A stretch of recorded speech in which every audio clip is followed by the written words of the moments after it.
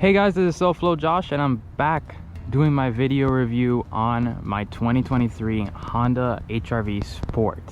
Now, as many as you know, it has been officially 1 year of me owning my 2023 Honda HR-V Sport, and I'm sure you all have been wanting to do an update. First and foremost, I've been wanting to do this, but I've been putting it off. My girlfriend actually was the one who told me, let's go ahead, why don't you go ahead and do it? It's been time, it's been a year. You're at 10,000 miles, go ahead and do a review. So I said, okay, you know what, let me go ahead and do a review for you guys to keep you updated with my ownership experience of my 2023 HR-V. Now, in this video, I'm gonna go through all the issues that I've kind of had, whether it be the exterior paint, the interior quality, some minor gripes that I've had with some of the features that this car has. I know that it is a $33,000 car, which is what I paid for this car. I did get a markup, like I've said in the other videos that I've done for my HR-V, but there have been many minor gripes that I've had. I'm gonna go also in depth on fuel economy, some maintenance issues as well, and I'll discuss that all in this video. So first and foremost, let's go ahead and talk about the exterior paint. So as many as you know, this is the Urban Gray Pearl. Now, this Urban Gray Pearl is the one that replaced the Sonic Gray Pearl. It actually is a very different shade of gray. It's about 2 or so shades lighter, or no, actually, yeah, 2 shades lighter than the actual Sonic Gray Pearl. But as many as you know, the Sonic Gray Pearl had a lot of paint issues, and I'm gonna report that yes, this one does have also paint issues. I have noticed with the front area, I have driven a lot of miles. I mean, 10,000 miles is a lot, but as you notice, there has been some paint chips here and there around the front end of my vehicle, on the bumper, so on, and even on the hood area. But overall, the most amount of issues I've had with the paint have been primarily with the front bumper and the hood, because whenever you're driving on the highway, and being in the state of Florida, as many as you know, actually I'm back here in Miami, I moved back to Miami. Being here in the state of Florida, we are a construction state, so that means that you are going to go through multiple areas where you're going to have trucks carrying rocks, and those rocks will hit your car, unfortunately. But yes, let's go ahead and continue talking about the exterior. Overall, the paint, I still love the color. The color is probably the best choice to get for the new 2023 HR-V. It just looks perfect. It looks like it's in its own environment. It is a urban car. It is not an off-road car at all. Even though, I mean, you have the black plastic cladding all around the vehicle. This is a sport trim. As many as you know, you have the EX, and then the EXL is the top trim. The overall rims have been really good. Wheels, phenomenal. I haven't had any issues with them at all. Brake wise, my brakes have been perfect. I mean, it's 10,000 miles. They're not fading or anything like that. I haven't noticed any issues with them. I do have a lot of brake dust in these 2 front wheels here, not so much in the rear, of course, but the 2 front wheels, I have a lot of brake dust. So it is a tedious issue to get through, especially with gloss black rims like these. It's a pain to get rid of the brake dust. Also, another thing that I have a gripe with, yes, I do like gloss black, but for some reason, when I took my car and I got it dropped off to go ahead and get cleaned, an issue that I had here was somebody went ahead and got a microfiber. They swiped it, and as you can see, there's swirls all around the mirror. Not so much in that one, but this one, yes. That was rather unfortunate. I kind of looked at it and I was like, you know what, it is what it is. You can't really do anything. I mean, you drop it off to somebody, you give it into their hands, they are the ones who gotta deal with it, or I gotta deal with it, essentially. Let's go ahead and go to the back. I haven't had any issues at all with the rear of my car. The last time I mentioned to you guys that this clip area right here was loose. As you can see, it still is loose. I did take it to a dealership and they said that that is a normal situation. Other HR-Vs have that. There's no clip for it. I think that they should have I think Honda should have done a clip here, at least in the middle, and one here and one here. As you can see, there is little grooves there.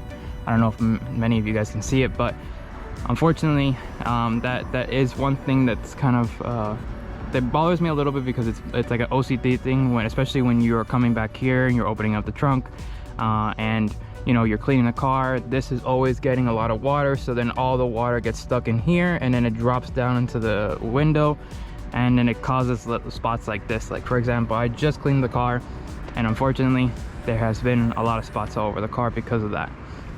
But overall, the rear end has been perfect. Still, I think it is hilarious how Honda did not do the HRV and the Honda badge in the matte finish of the Sport. I think it was kind of dumb in my opinion. Getting to the back trunk, let's go ahead and look at the back. This is one thing I think, and I mentioned this in my previous video, this is one thing that Honda should have as standard on the base trim and up. I don't think that you have to pay $192 for a flimsy little thing that, you know, goes like this. You could put it in the back over there, in the matte pockets that you have in the back seat. But I honestly think that this should be a standard feature. I mean, it's a SUV. People nowadays are breaking and entering into vehicles. You have things in the back, whether you have things in the back or not, they're breaking and entering to see if they can go ahead and enter. And I'm sure that with this glass area, they're gonna go ahead and pop it. They can open up the back seat, because that's where the hook is.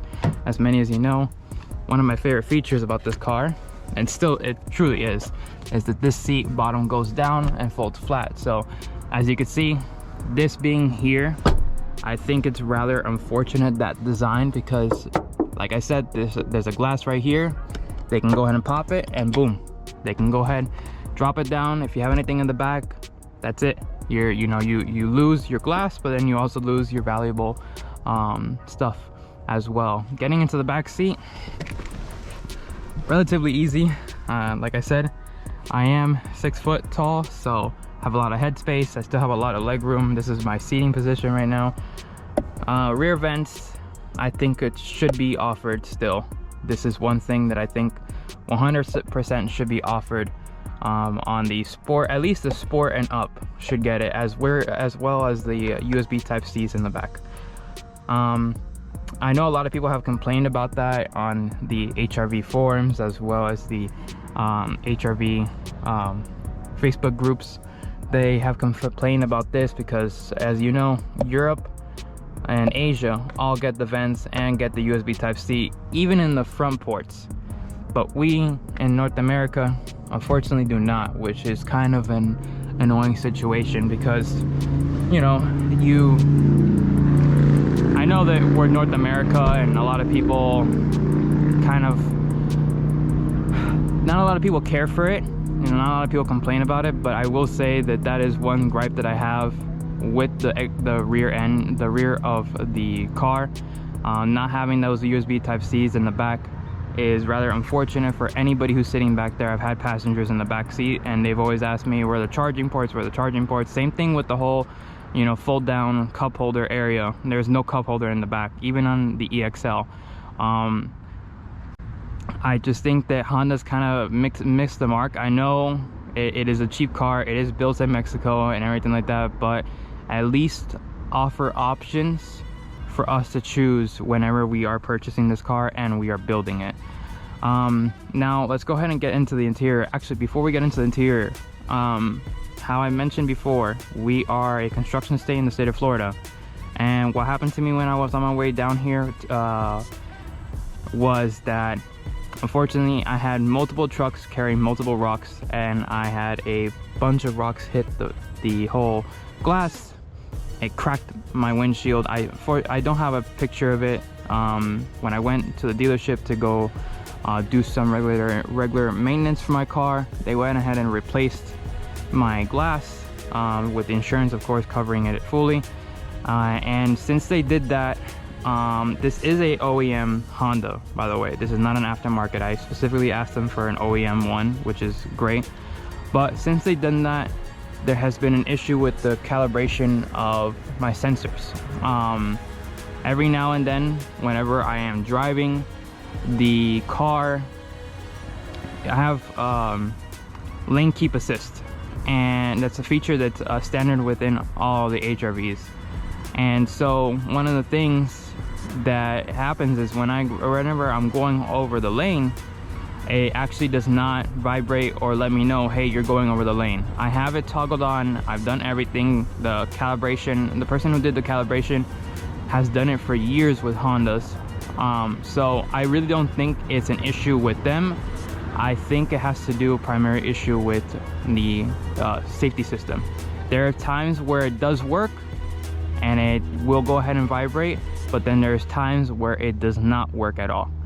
So that's one thing to look out for if you do get your windshield replaced. I would say just keep an eye, test everything before you take the car back. And yeah, I mean, that's one thing that I've noticed is just the whole lane centering assist. It's funny though, because when you do use the cruise control, and you use the one cool feature about this car that I do love, that even though it's a $33,000 car, is that you get the whole lane centering where you can take your hands off the steering wheel and it will turn for you. That works fine, but for some reason the lane centering assist does not. It continues to, I'll go over the line, no notification, no vibration in the steering wheel at all, which is rather unfortunate. But let's go ahead and get on to driving. All right, let's go take it for a drive, and I'm gonna talk to you guys now about the overall experience with miles per gallon on my car. So I've owned this for, clearly, as you can see there on the dash, it says 9,995. We're gonna hit the 10,000 by the time this video is over. I have done a lot of miles, mostly city driving, ever since I came back down to Miami. I haven't really been doing a whole lot of driving on the highway. I have done a little bit of driving on the highway, but haven't noticed any kind of difference within the fuel economy. I last filled up about a week ago or so, and I did a reset on my computer, my Trip B computer, and right now it's stating that it has 19.3 miles per gallon. That's not too bad if you are driving in the city a lot, but with my previous car, like I mentioned before in my other video, I had an X2 that had a turbocharged engine. It was a high performance one, and I was averaging in the city, I was averaging about 22 and a half. So this car has it has the same displacement, but it doesn't have a turbocharge. And that's one thing I want to say is Honda kind of missed the mark. I think that Honda should have offered at least some form of turbocharged engine in here. Actually, you know what, scrap that. I think Honda should have came out with this car with the hybrid system that Europe and Asia get. I would have rather had that hybrid system. I would have actually rather them delay the whole car, go ahead and come out with the hybrid system that they have coming out in Europe and Japan before they released it here in North America. I think that this 2-liter 4-cylinder 158 horsepower, it just doesn't really do that good. It doesn't offer the power delivery that a lot of people expect. I've had conversations with other HRV owners, and they have the same kind of gripe. They have the same issue that it's not a sufficient amount of power for what this vehicle is. Mind you, this car only weighs about 3,000 pounds or so, and it just doesn't offer the delivery power that people expect. I remember I have the front-wheel drive car. Another thing about the front-wheel drive car, if you are driving this car in the rain, oh buddy, let me tell you something. Do not floor it when you are from a dig. You will have so much wheel slip, it is insane. I mean, that's honestly fun, I'll be honest with you, but then again, that's just eating your tires away. And this is a CUV. It's not supposed to be like, oh, crazy, like wheel slip. It's not supposed to be like a Type R. in any kind of format of like a Civic. But that's one thing that I have had noticed whenever I was driving this car. I have a lot of wheel slip whenever I am driving from a dig, and that's even like if I'm on a slant, just a little slant, and I just tap it about 50%, wheel slip. As you saw, my tires are not bald. I take really good care of my cars. I don't, you know, neglect them at all. I just do everything possible to, you know, keep it nice, clean, and always check the tire pressures. I always make sure. Speaking about tire pressure, this car has TPMS, okay? And it has TPMS, and every other car in the United States has TPMS. It is a legal thing that all cars are supposed to have, right? But the issue is with this car is that I had a TPMS warning go off, and it told me one of my tires had an issue. The situation is that I didn't know which tire it was, because Honda does not specify which tire has an issue. I know that on the fully display, I think the fully digital display that the Civic has actually shows which tire has that's low on pressure, or you know might have an L in it and stuff like that. I had to physically look at all of my tires to figure out which tire had the issue. And with that being the case, I mean, it was kind of annoying, because I've had cars in the past, like even my Hyundai Elantra GT, forget about the X2, my Hyundai Elantra GT that had similar horsepower to this one, and honestly had a little bit of features that this one has. That one actually had the tire pressure warning and told me which tire was low, and you know, for me to I would know already. I kind of don't understand how this is a 2023 car and that was a 2016 vehicle, and you're telling me that they can't offer or show on the display that my which tire was low. I think that's a little ridiculous for a car that's in 2023, you know. Another thing that I also noticed, windshield wiper fluid. Windshield wiper fluid, whenever I am low, it does not give me a warning. My other cars have all given me warnings. For some reason, I've went in the settings, I've done everything, and trust me, and I'm sure that most of you will comment stating, oh, you should go into the settings, you should check out what's going on. I've done everything, I've toggled everything, I've toggled them on and off, everything, and it still does not notify me whether my windshield wiper fluid is low. I think that's that's kind of, like I said, it's a 2023 car. It should have things that my 2016 car had. And let's go ahead and talk about, I want to go into maintenance now, since we started with the whole windshield wiper fluid. Maintenance wise, with 2023 models and up, Honda is offering a 2-year 24,000 mile maintenance warranty. With that maintenance warranty, you have to make sure that your car hits 15% and notifies you that you need your oil change in order for you to get that free maintenance. It's not going to be if you go before that 15% or that light shows up, what happens is that they will charge you for that maintenance. Tire rotation, oil, everything, they will charge you for that maintenance. So I'm just letting you guys know, if you guys are interested in this car, that has to be one of the things that you have to look, you have to keep an eye on. Once it hits 15, take it into the dealership, and then you'll get the free maintenance. You won't be charged for any oil change, you won't be charged for any tire rotation or anything like that. They will do a full inspection. I went in at my 15% actually marked at 7,000 miles, so I was able to do the 7,000 miles, and right now I'm at 25% of oil life. So once I'm done with that 25, once it hits 15, I go back in and I can be able to do that maintenance. It's really great, actually. I think it is a good thing that Honda offered it, but majority of people within a year, they say the average amount of miles that people drive is 13 miles within a year. So I think that it is a good thing, but at the same time, how many people are actually going to be hitting 10,000 miles or with 24,000 miles within 2 years of owning their car? I've only owned it for 1 year, so that means that I only have a couple, like probably I want to say about 3 or 4 maintenance to do, like oil change, tire rotation left, and after that, that's it. But I would say that that's kind of a good thing. The car, it's not always all negative. I do like the car's size and everything.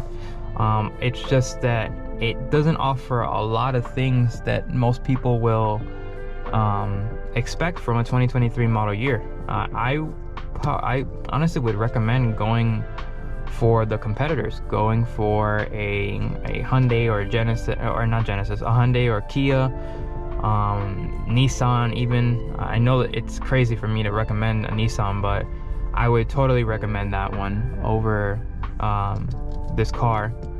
But yeah, I'm gonna go ahead and end the video here, guys. I hope you all enjoyed the video. Please let me know what you think about the video. Actually, I'm not gonna end it here. I have a little something at the end of this video that I'm gonna be starting new. Please just let me know at the end of the video what you guys think about the car. What are your opinions? If you do own a current 2023 HRV, what is your opinion on it? But yeah, I'll see you guys in the next video. Oh man, you guys thought that the video was over. No, it's not over yet. I'm gonna put you guys on something from Panera Bread. Now, I'm gonna try something new. Probably each video I try to do a review on. I'm gonna go somewhere to eat, and one of my favorite things that I've started to have from Panera Bread is this scrambled egg Chipotle sandwich. It is amazing. I of course take off the bacon. I'm not a huge fan of bacon, but the brioche bun with this is amazing. Actually, the person who got me into this was my girl. She is the one who introduced me to it, and of course having the Chipotle sauce on the side. I mean, you gotta understand something. Dipping this into here is one of the best. So let's go ahead and try this really quick. This is actually so delicious. Believe it or not, that looks amazing. The eggs, the cheese that they have in it, the Chipotle sauce, the extra Chipotle sauce in it.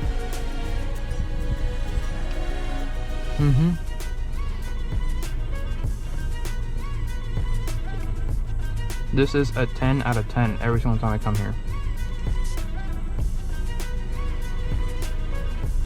One of the best sandwiches to get for the morning time, if you're a morning person who loves breakfast or not, because I know there's people that don't love breakfast. But let me tell you, this you have to try at least once here in Panera. It's so good.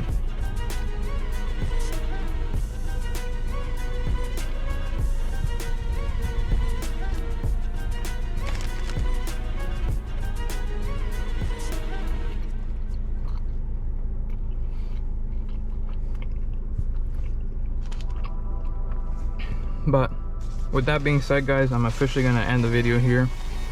I know you guys thought that the video was over at the end, but let me tell you something, it definitely wasn't. Try this next time you go to Panera Bread, order it on the app. I'm not sponsored by Panera Bread, just letting you guys know. I'm just saying that this is one of my favorite things to have whenever I go to Panera Bread. So yeah, I'm gonna go ahead and end it there. Thank you guys so much for watching. Make sure you like, comment, and subscribe to the video. Keep me posted on what you think about this idea of wanting to start seeing me try new food, give you guys ideas here in Miami. Now that I'm finally back in Miami, there's a lot of varieties of food to try here. So with that being said, I'll see you guys in the next video. Bye bye.